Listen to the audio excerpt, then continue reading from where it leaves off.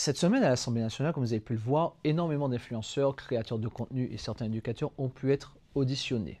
D'autres sont clairement venus pour faire du buzz et les vues et la polémique. On parlera du cas d'Alexis Chance notamment. Je ne vais pas tourner autour du pot pour commencer. Regardons l'affiche de LCP. Je reprends les propos de Hassem parce que je suis entièrement d'accord avec lui. On aurait vraiment dit une affiche de film de cul. Si on veut parler d'influence et on veut utiliser les codes du X pour parler de ça, donc si même nos institutions s'y mettent, on est vraiment mal barré.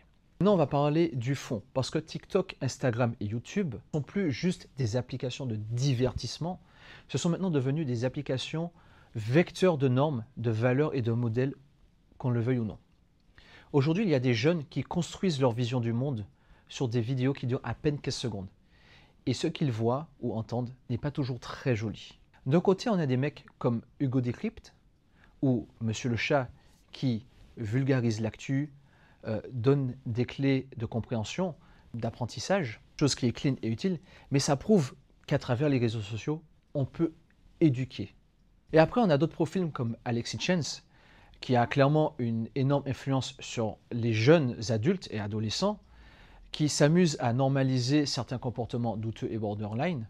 Et on le voit à travers son comportement, qui n'a aucun respect pour l'institution pour avoir quitté l'audition sans y être autorisé, et il n'était pas obligé d'y aller. S'il y allait, c'est qu'il avait de bonnes raisons, de bonnes intentions. Et là, ce qu'il a montré, c'est quand même qu'il n'a aucun respect pour l'institution. Et sachant qu'il a un impact direct et indirect sur les jeunes, si son comportement est autorisé, c'est qu'il se dit, automatiquement, les jeunes vont se dire, si lui ne respecte pas le gouvernement, pourquoi moi je le respecterais? Ensuite, on a Adrien Laurent, qui ne s'est jamais caché d'être un acteur de contenu X. Il a vu son compte TikTok supprimé par décision gouvernementale et non par la plateforme.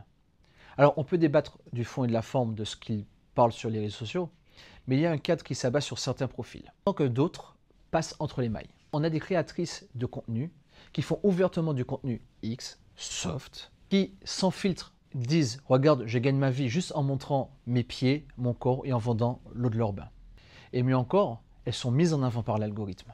Certaines propagent une haine crue envers les hommes, parlent de patriarcat imaginaire et incitent à la victimisation constante. Et pourtant, étrangement, rien ne se passe, elles continuent à faire leur contenu et aucune de ces femmes n'a été auditionnée étrangement, à part Madame Tanti. Mais alors, où est la cohérence? Où sont les limites? Et surtout, qu'est-ce qu'on veut transmettre aux générations qui arrivent?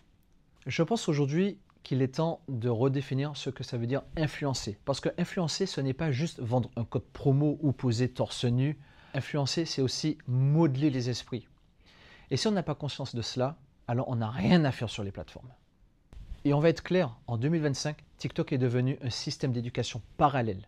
Et si on laisse des ados scroller 6 heures par jour, sans repère, si ce qu'ils consomment, c'est du fake, du cul, du clash, et du vide, parce que littéralement c'est la culture du vide et rien d'autre, ce n'est pas juste une perte de temps, c'est une perte de construction.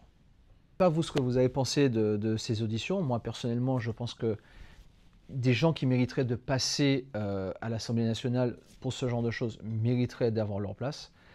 Mais je pense qu'on peut effectivement parler d'une évolution pour effectivement se dire que les réseaux sociaux, ça commence à devenir dangereux. Que si on ne filtre pas, si on ne surveille pas ce que la jeune génération consomme, on va avoir affaire à des zombies qui pensent que gagner leur vie, c'est juste aller à Dubaï ou à Bali, profiter de la plage et juste promouvoir, vendre des photos de pieds ou encore créer du OnlyFans version IA.